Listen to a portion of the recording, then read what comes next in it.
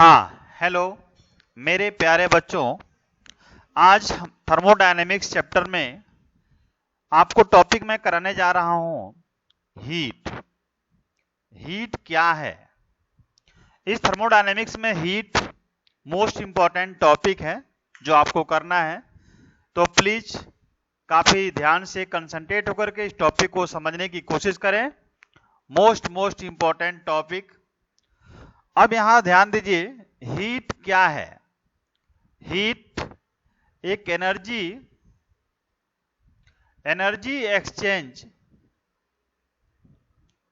Exchange between system and surrounding, between system and surrounding. तो ये इसे हम कहते हैं heat. Energy exchange between system and surrounding. Suppose मान लीजिए कि हम अपनी टेम्परेचर, हम लोगों का बॉडी टेम्परेचर से ज्यादा टेम्परेचर एटमॉस्फेयर की है, तो वहां पे भी हीट का एक्सचेंज होता है, जिससे हम लोग ज्यादा टेम्परेचर में जाते हैं तो हमें गर्मी फील होती है। गर्मी फील क्यों होती है? यही एनर्जी का एक्सचेंज है। ठीक है, हमारी अंदर हीट कम है और बाहर के एटमॉस्फेयर में हीट ज्यादा है, इसलिए हमें गर्मी फील होती है। जब बाहर का एटमॉस्फेयर में हीट कम होगी, टेम्परेचर कम होगी, और हमारे अंदर जो टेम्परेचर है बॉडी का वो तो है ही, लेकिन हमारे अपने बॉडी के टेम्परेचर से कम टेम्परेचर एटमॉस्फेयर की होगी, तो वहां पे भी एनर्जी का एक्सचेंज हो रहा है, तो वहां हम लोग को ठंडा फील होगा, तो उसे हम कहते हैं heat. That is form of transfer of energy. सीधा इसका मतलब हो गया form of transfer of energy. Transfer of energy, तो ये form of transfer of energy, इसी को कहते हैं हीट। ठीक है, यानी when there is temperature difference, इसमें क्या होता है? ट्रांसफर ऑफ एनर्जी में टेम्परेचर डिफरेंस होता है हमारे ट्रांसफर ऑफ एनर्जी में। इस हीट को हम Q से रिप्रेजेंट करते हैं। Q से रिप्रेजेंट करते हैं, और इस Q का यूनिट, हीट का यूनिट आपको मालूम ही है कि ये जूल होता है, JULE, जूल। ये हीट का यूनिट जूल होता है, SI यूनिट जूल होता है, और कॉमन यूनिट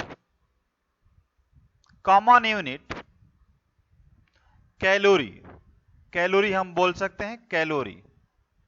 ठीक है, common unit calorie, SI unit joule होता है।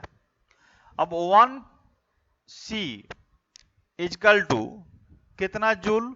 4.182 जूल होता है, ये याद रखना है। तो ये हमारा हो गया हीट। यानी हीट किसको कहते हैं वो आपने देखा।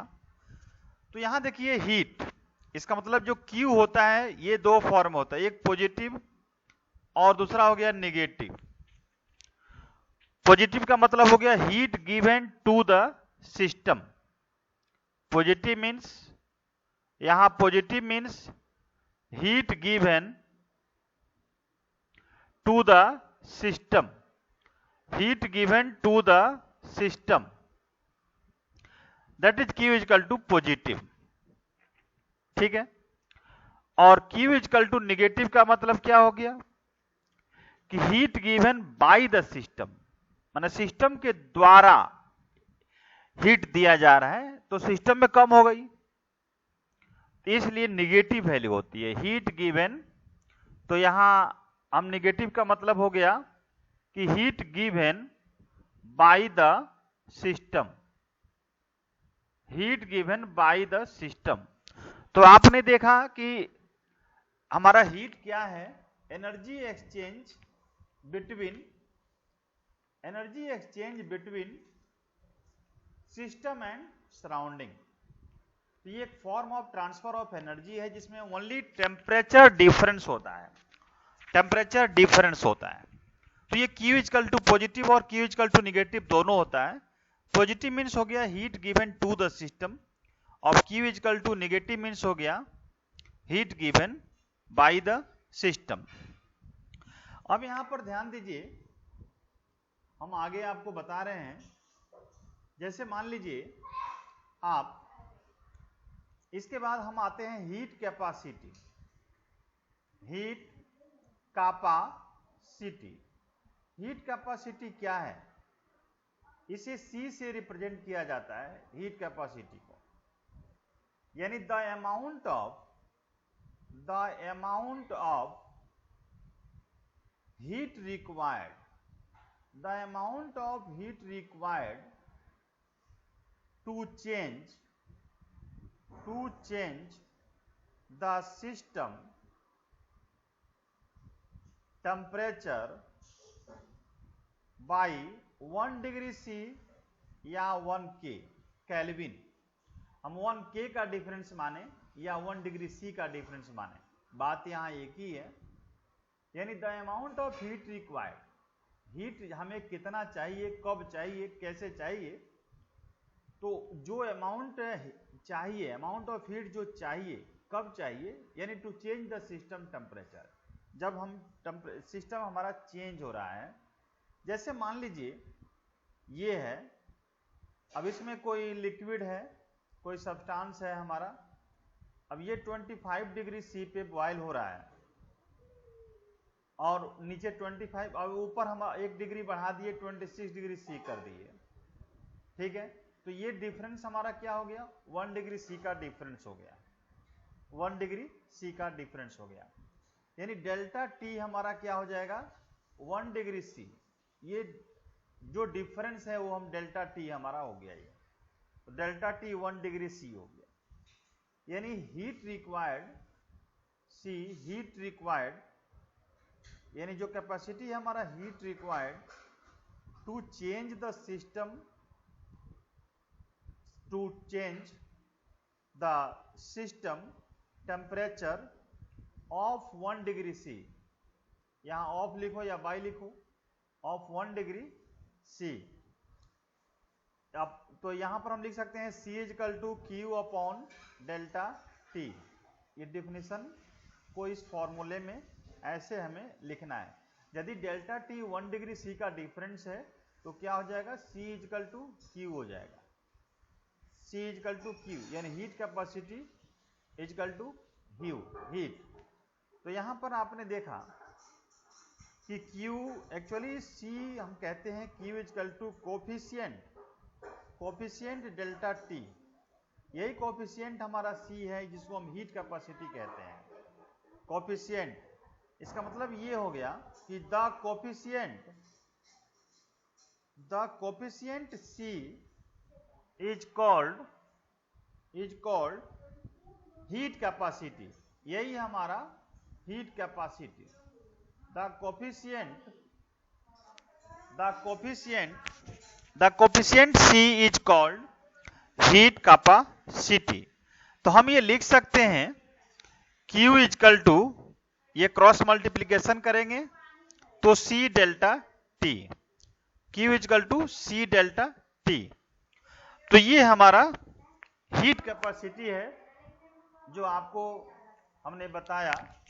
अब यहां पर ध्यान दीजिए, जो आपको हीट कैपेसिटी अभी आपने देखा, हीट कैपेसिटी हम किसको कहते हैं वो मैंने आपको समझाया।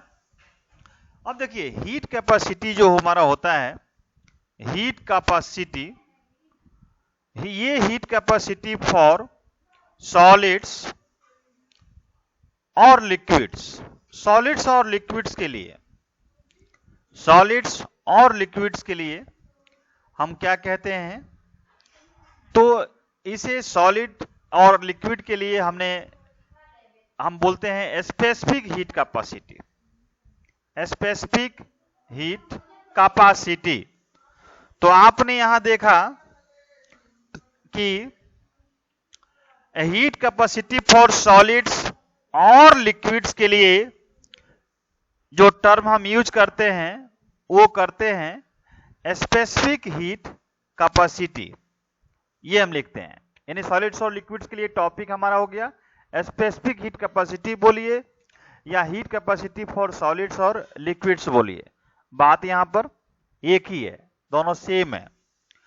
तो इसका मतलब ये हुआ कि the amount of heat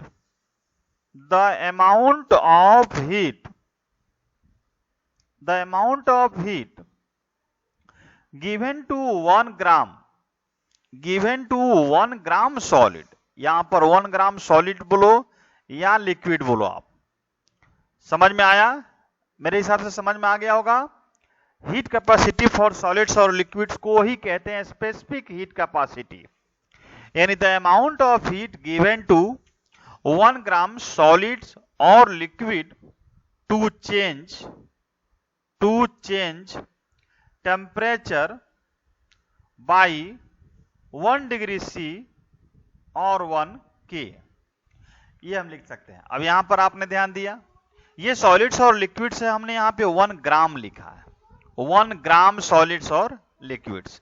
solids और लिक्विड्स के बारे में पढ़ रहे हैं। इन हीट अमाउंट ऑफ हीट, जो अमाउंट ऑफ हीट की हमारी रिक्वायरमेंट होती है, यानी 1 ग्राम सॉलिड या लिक्विड को जो चेंज करता है जो टेम्परेचर के द्वारा, यानी उसमें एक 1 डिग्री C का भी उसमें भी डिफरेंस है, जो अभी आपने पहले आपको हीट कैपेसिटी में बताया था। तो यहां पर अब स्पेसिफिक हीट कैपेसिटी को हम मान लो S से रिप्रेजेंट करते हैं। अब 1 ग्राम है तो ये मास हो जाएगा, ग्राम, तो ग्राम हम इसको M के फॉर्म में मास लिख रहे हैं। और जो टर्म यूज है टेम्परेचर, चेंज इन टेम्परेचर का मतलब हो गया डेल्टा T हो गया, और हीट रिक्वायरमेंट है इसका मतलब Q हो गया। इसमें ये 4 टर्म है, ठीक है ना, 4 टर्म है। S for specific heat capacity, M for mass, delta T क्या हो गया, delta T change in temperature, ये डेल्टा T हो गया चेंज इन टेम्परेचर।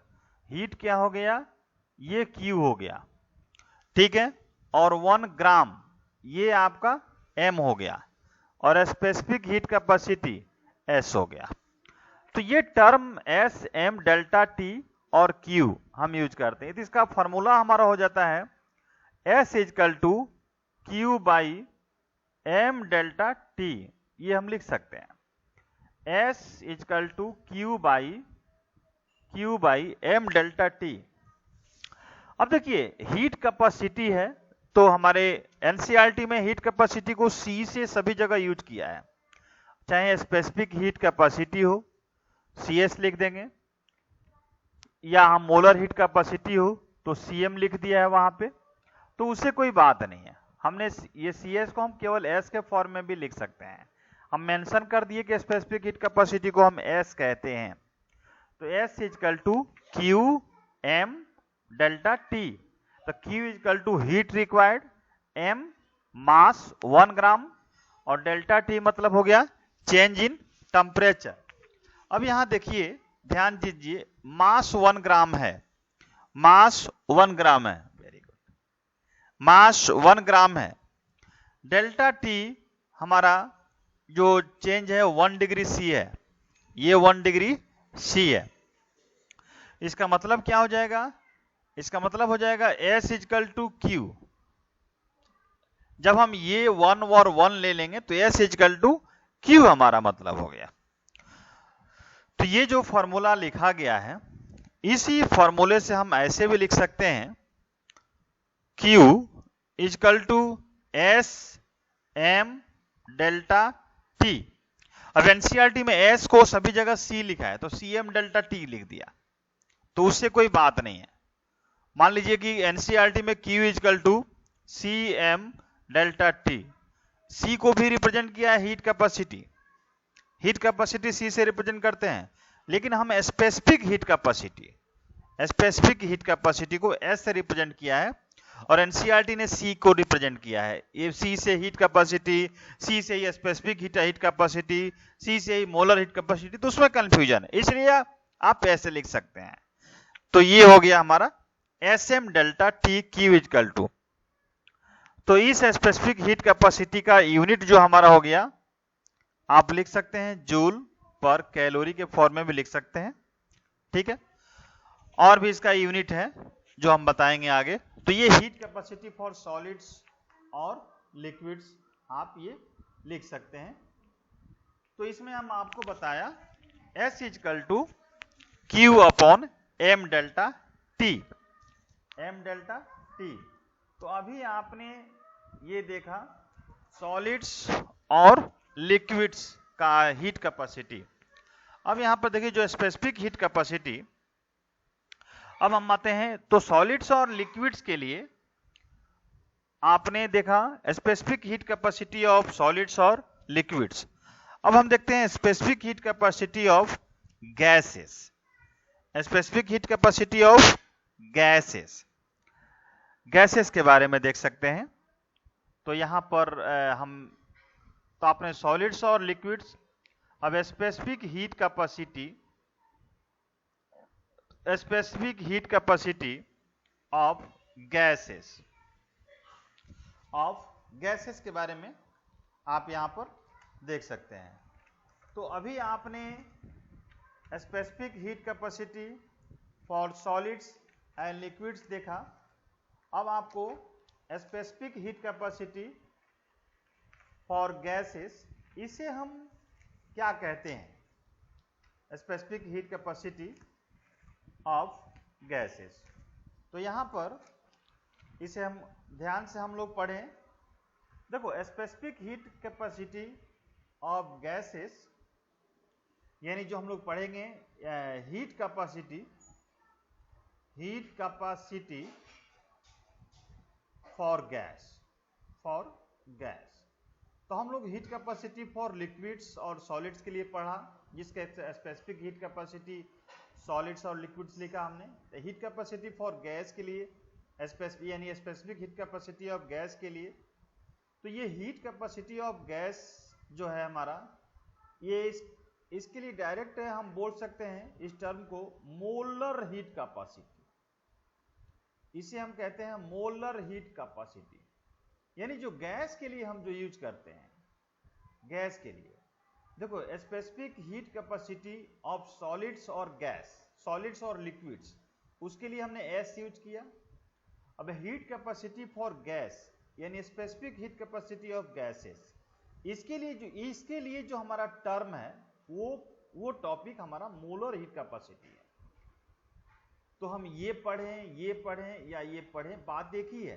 तो इन दोनों को रिप्रेजेंट करता है ये मोलर हीट कैपेसिटी, ठीक है। यानी गैस के बारे में जो हीट कैपेसिटी पढ़ा जाएगा, गैस के लिए हीट कैपेसिटी पढ़ा जाएगा, उसे हम कहते हैं मोलर हीट कैपेसिटी। इसका मतलब ये हो गया आपका कि it is the amount of heat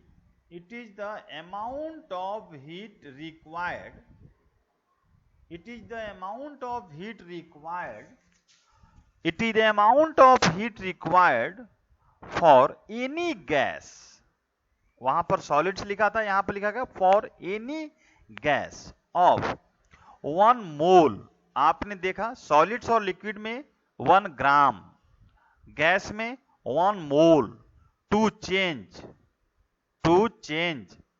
its temperature to change its temperature by, ये भी क्या हो गया 1 डिग्री C और 1 K। तो आपने यहां देखा it is the amount of heat required for any gas of 1 mole to change its temperature by 1 degree C या 1 K। तो ये हो गया हमारा हीट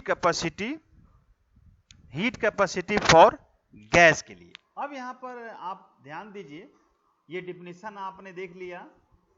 यहां पर एक चीज आप ध्यान दीजिए कि अभी जो आपने पढ़ा हीट कैपेसिटी फॉर गैस, मेरे हिसाब से यहां तक समझ में आ गया होगा मेरे प्यारे बच्चों। कृपया ध्यान से इसे समझने की कोशिश कीजिए। ये देखिए 2 पार्ट में इसे मैं कर दे रहा हूं। एक में मैं बोलता हूं इसके कंडीशन में क्या होता है, चूंकि गैस का ही मेनली हमें पढ़ना होता है। एट कांस्टेंट प्रेशर, एक कांस्टेंट प्रेशर के लिए फॉर्मूला होता है, और एट कांस्टेंट वॉल्यूम, एक कांस्टेंट वॉल्यूम के लिए ये फॉर्मूला होता है। कांस्टेंट प्रेशर का मतलब होता है Cp equal to Q by N delta T, यानी Cp का मतलब हो गया C heat capacity at constant pressure, P for pressure, हम Cp ऐसे, ठीक है ना, Cp का मतलब हो गया एट कांस्टेंट प्रेशर यानी हीट कैपेसिटी, तो हीट कैपेसिटी को हम C कहते हैं, at constant pressure P, Cp, तो Cp equal to Q upon N delta T। N हमारा क्या हो गया, अमाउंट ऑफ सब्सटेंस यानी 1 मोल, और डेल्टा T क्या हो गया, चेंज इट्स टेम्परेचर। तो चेंज टेम्परेचर किसके लिए, हमारा अमाउंट ऑफ सब्सटेंस 1 मोल के लिए, ठीक है। तो ये हम यूज करते हैं एट कांस्टेंट प्रेशर के लिए।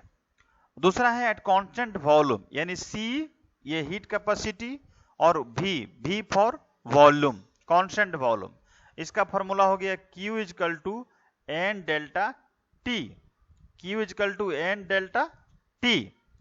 तो आपने अभी देखा यहां पर Q का मतलब मैंने आपको बताया हीट रिक्वायर्ड या हीट एक्सचेंज, हीट रिक्वायर्ड या heat exchange eight constant pressure. N का मतलब क्या हो गया, नंबर ऑफ मोल्स जो भी हमारा यूज हो रहा है, और डेल्टा T का मतलब हो गया चेंज इन टेम्परेचर। तो आप आज के टॉपिक में हम लोग हीट पढ़े कि हीट क्या है, हीट किसको कहते हैं, हीट कैपेसिटी क्या है, heat capacity, specific heat capacity क्या है, मोलर हीट कैपेसिटी क्या है। तो ये हम लोग तीनों, specific heat capacity for solids और gas, heat capacity for gas जिसे हम बोलते हैं मोलर हीट कैपेसिटी। तो ये heat capacity of gas that is हम लोगों ने देखा मोलर हीट कैपेसिटी। तो आज के लिए यही टॉपिक है, यहाँ पर इसी के साथ ही मैं टॉपिक समाप्त करता हूं। फिर हम लोग अगले क्लास में अगली टॉपिक देखेंगे। धन्यवाद।